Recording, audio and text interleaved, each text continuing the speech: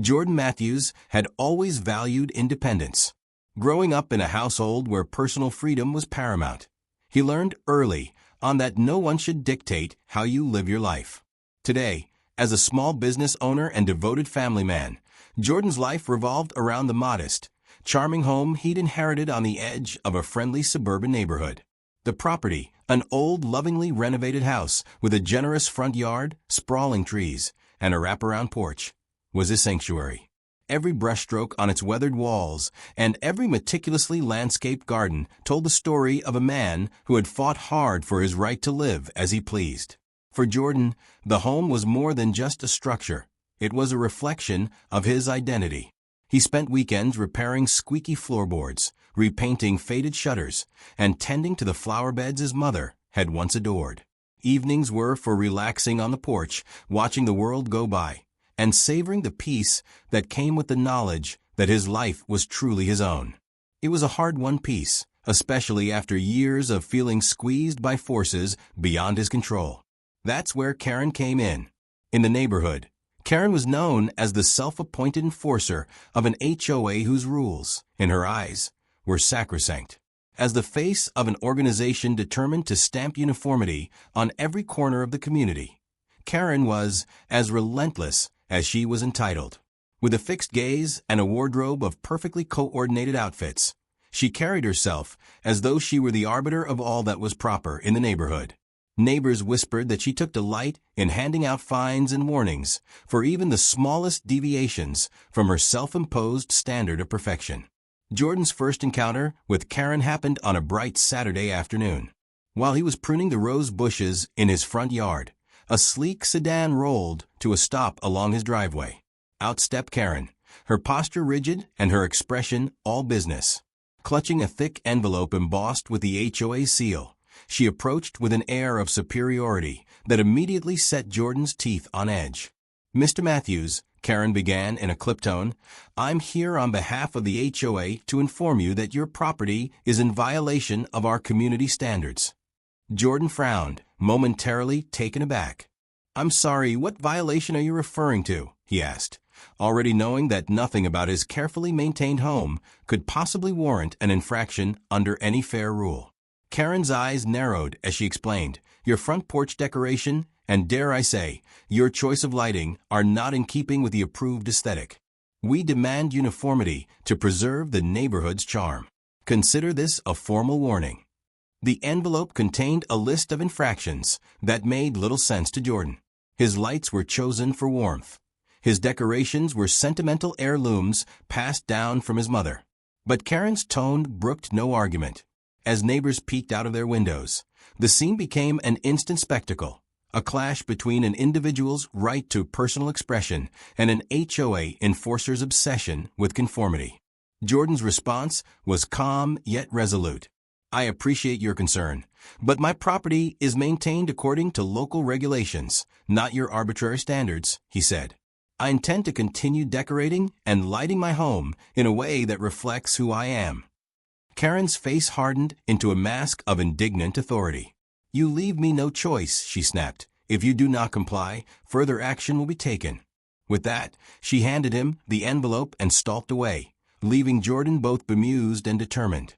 The first confrontation was over, but the implications were clear. Kerren and her HOA were not about community spirit. They were about control. That evening, as the sky deepened to a rich indigo and the front porch lights flickered on, Jordan sat at his old desk, envelopes spread before him. He began researching local zoning laws and property rights, certain that no lawful authority existed to enforce Kerren's whims on his private home. In that quiet moment, the spark of defiance took hold. Jordan Matthews wasn't just protecting a house. He was defending his very right to live freely. And little did Kerren know, his fight for freedom would soon become much more than a personal battle. It would ignite a community-wide stand against tyranny. The next morning, Jordan awoke to find a fresh notice taped to his front door, this one even more ominous than the first. The document, stamped with the same officious seal as before, cited new violations related to his landscaping and exterior decor. It wasn't just a warning now. It was a detailed list of fines and legal threats that hinted at consequences if he failed to alter his property immediately. The language was formal, cold, and relentless, a stark reminder that Kerren was determined to enforce her peculiar vision of community aesthetics. Jordan read the notice aloud in his head. A fine of $750 will be imposed for failure to remove non-conforming decorative elements, he murmured, incredulous. In his view, every item on the list was a misinterpretation of his personal taste. His rose bushes, his vintage lanterns, and even the family portraits adorning his porch were cherished parts of his home's history, and, according to him, protected by local ordinances. Before he could process his anger fully, a knock at the door startled him. Opening it, Jordan found two individuals in neat uniforms, clipboard in hand. They introduced themselves as compliance inspectors dispatched by the HOA. Their tone was measured, but their eyes betrayed an eagerness to enforce Kerren's dictates. "Good morning, Mr. Matthews," one inspector said. "We're here to inspect your property for any deviations from the community-approved standards. Please come with us." Jordan's response was polite but firm. "I appreciate your diligence, but my property is governed solely by city regulations. I've reviewed the relevant ordinances, and there's nothing here that violates any official code." The inspectors exchanged uneasy looks. Their routine had been disrupted by a homeowner who knew his rights. Meanwhile, Kerren's voice boomed from across the street, amplified through a portable speaker mounted on a vehicle. "Mr. Matthews, do not question the rules. The HOA's standards apply to every property in our community, and noncompliance will result in severe consequences." The inspectors, caught in the middle of Kerren's theatrics and Jordan's calm defiance, left a copy of the notice with him and departed, their footsteps heavy with uncertainty. Back inside, Jordan composed a detailed email to the local zoning office, one that meticulously cited city codes and debunked each of the HOA's claims. His message was clear. "I operate within the law. Your guidelines have no bearing on my private property." He sent the email and, with a deep breath, began posting a detailed account of the incident on his community blog. Within hours, his post had ignited a flurry of comments from neighbors. Some expressed solidarity with his stance, recalling their own encounters with Kerren's heavy-handed rule enforcement. Others, fearful of reprisal, urged caution. But one thing was certain: Jordan's defiance was resonating. For many, it was the first time someone had publicly challenged the HOA's overreach, and his measured, well-documented response provided a glimmer of hope. As twilight descended, Jordan organized his evidence, printed copies of the notices, emails to the zoning board, and screenshots of his blog posts into a neat folder. Each document was a testament to his commitment to protecting his property and a challenge to Kerren's authority. With his home lit warmly against the encroaching darkness, he sat on his back porch, steeling himself for the inevitable escalation. Kerren's first power move had clearly been intended to intimidate, but instead, it had strengthened his resolve to stand up for his rights. In the days that followed, Kerren and the HOA escalated their campaign against Jordan. It was no longer a matter of politely handing over warnings. Their tactics grew increasingly aggressive and invasive. Anonymous flyers began circulating around the neighborhood, reiterating the HOA's standards and warning of harsher penalties for any deviation. Rumors spread that even properties not subject to the HOA were being monitored, and that Kerren was using these threats as a pretext to impose fines on anyone daring to express individuality. Late one afternoon, as Jordan reviewed local ordinances once more in his study, he received a series of unnerving phone calls. A clipped, dispassionate voice on the other end demanded that he schedule an urgent inspection of his property within 48 hours, warning that failure to comply would result in immediate fines and even a potential seizure of non-conforming items. The threat was veiled in bureaucratic language, but carried an unmistakable tone of intimidation. Jordan calmly informed the caller that he would only entertain inspections conducted under legal authority, and that he had already documented every instance of harassment. At the same time, Jordan began noticing other disturbing signs. His neighbors, previously subdued, started whispering about similar experiences, unexplained fines for improper exterior lighting, unauthorized inspections at odd hours, and even accusations of disrupting community harmony. One longtime resident confided to Jordan that she had been threatened with legal action for displaying a handmade garden statue, a symbol of her late husband's legacy, simply because it didn't match the HOA's prescribed color scheme. Fueled by a growing sense of injustice, Jordan set up discreet cameras around his property. Every time an inspector showed up unannounced or a new notice was posted on his door, he captured it on video. Late into the night, he would sit in his study, meticulously logging each incident and cross-referencing dates and times with copies of municipal codes. His goal was clear: to build an irrefutable case that not only defended his rights, but exposed the systemic abuse of power perpetrated by Kerren and her cronies. During a quiet evening at a neighborhood coffee shop, Jordan was approached by a soft-spoken board member of the HOA who admitted, "I've seen things that just don't add up. Kerren's been using these fines as a means to boost her own authority, and I fear many of these rules are entirely fabricated." The confession, though whispered in caution, provided Jordan with the confirmation he needed. This wasn't just about one homeowner.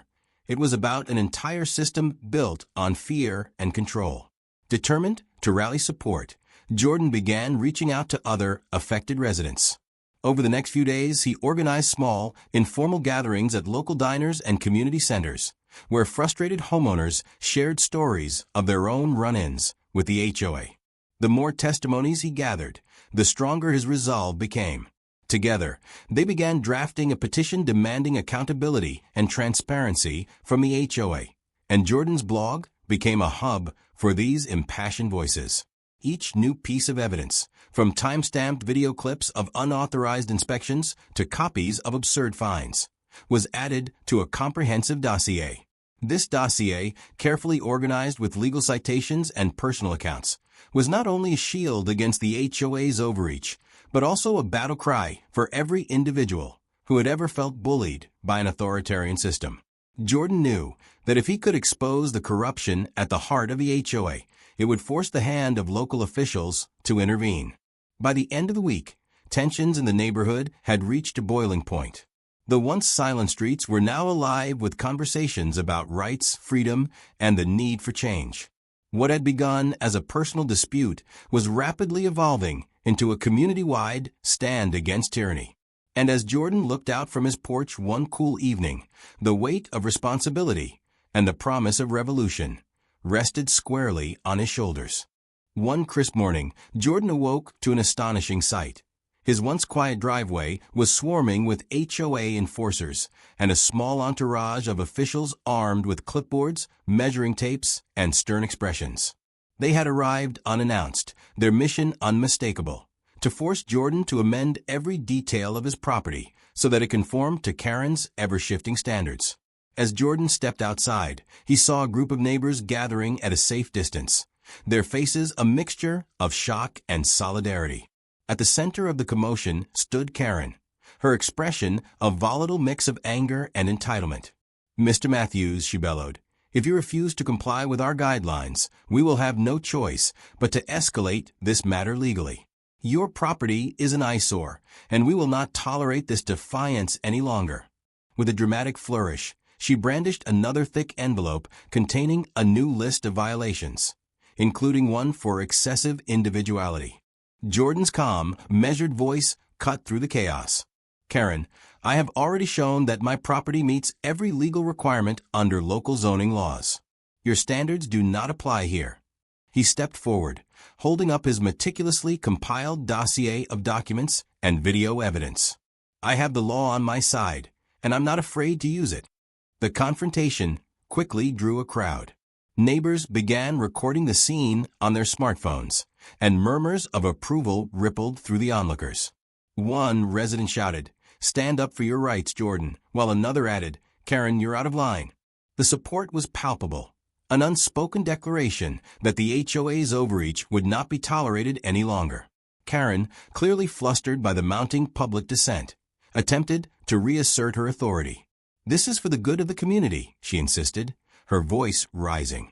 But her words were drowned out by the chorus of neighbors who echoed, "No." Our community is about individual freedom. Undeterred, Jordan calmly recited passages from the municipal code, explaining how his property was exempt from the arbitrary rules imposed by an organization that had no jurisdiction over him. By mid-morning, as the standoff reached its peak, a few of Kerren's own enforcers began to waver. Their leader hesitated, glancing repeatedly at Jordan's legal documents. I'm not sure we're allowed to do this," he muttered under his breath, prompting a ripple of uncertainty among the group. Seizing the moment, Jordan reiterated, "I'm not asking for special treatment. I'm merely demanding that the law be respected." His words, simple yet profound, resonated with the assembled crowd. Later that day, an emergency community meeting was convened at the local town hall. With his dossier spread out on a long table before a packed room of residents, and even a few disillusioned HOA board members, Jordan laid bare the evidence of the HOA's baseless fines and arbitrary inspections. He spoke with passion and clarity.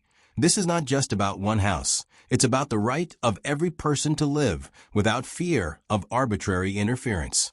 We must stand together to ensure that no one's property is ever hijacked by entitled individuals like Kerren. The room filled with nods and murmurs of agreement. Neighbors shared their own stories of intimidation and injustice, their voices rising in unison. It was a turning point, a moment when the community finally realized that their collective strength could defy even the most overreaching authority. As the meeting adjourned, plans were set in motion for a petition to be delivered to local officials, demanding that the HOA's practices be thoroughly investigated and reformed. That evening, as Jordan walked home under a sky brushed with the colors of sunset, he felt a surge of triumph. His defiance had not only protected his own rights, it had sparked a revolution in his community. The battle was far from over, but the message was clear. When one stands up for the truth, no amount of arbitrary power can silence that voice. As pressure mounted and community resistance swelled, Kerren's tactics grew increasingly desperate. In a brazen move designed to reassert her dwindling authority, she decided to escalate the conflict in a way no one expected, by calling 911 on Jordan. One brisk morning, as Jordan was tending to his garden, he heard the shrill ring of a police siren approaching. Moments later, uniformed officers arrived at his door, their expressions tense and alert. Jordan's heart skipped a beat as he opened the door to find Kerren standing on his porch, her eyes blazing with fury. "This is a public disturbance," she shrieked, holding up a phone as though it were a weapon. "Your loud music and constant gatherings are disrupting the peace, and I had no choice but to call 911. For a split second, the world seemed to pause. But Jordan, who had anticipated every tactic in Kerren's playbook, simply smiled. In a calm, measured tone, he said, "Kerren, you're forgetting one crucial detail. I'm not alone in this fight." With that, he casually added, "My dad is the chief of police." A stunned silence fell over the porch. The officers exchanged glances, their posture shifting as they realized the weight of Jordan's words. Kerren's face flushed a deep shade of red as she stammered, What do you mean?" Jordan, unfazed, continued, "I grew up watching my father serve our community with integrity. He's built his career on upholding the law, and on ensuring that no one, not even a self-appointed enforcer like you, abuses their power. I'm sorry you had to call 911, but next time, think twice before trying to intimidate me." The irony was palpable. Here was Kerren, attempting one final power play by summoning law enforcement against a man whose very family was synonymous with the law. The police officers, now more relaxed, began to explain that without a valid complaint, and given the clear evidence of Jordan's compliance with all legal standards, they had no grounds to take action against him. Kerren's desperate measure was exposed as nothing more than a baseless attempt to regain control. Not long after, as the scene was being recorded by onlookers and quickly spread across local social media, additional evidence emerged. One of Kerren's hired investigators was caught on Jordan's security camera sneaking around his garage, an act that further underscored her willingness to break the law in order to maintain her authority. At the next HOA meeting, Jordan wasted no time in presenting the video footage to the entire community. The room filled with gasps and murmurs as the evidence laid bare Kerren's illegal tactics. During the meeting, a board member finally spoke up. "We've all seen the proof. Kerren's actions were not only over the top, they were illegal. We cannot allow such behavior to continue." The consensus was unanimous. Kerren had crossed every conceivable line. With her final, desperate move having backfired spectacularly, Kerren's facade of authority crumbled. The evidence was irrefutable, and the community's support for Jordan had reached a fever pitch. As the meeting adjourned and local news outlets picked up the story, it became clear that Kerren's days as the tyrannical enforcer were numbered.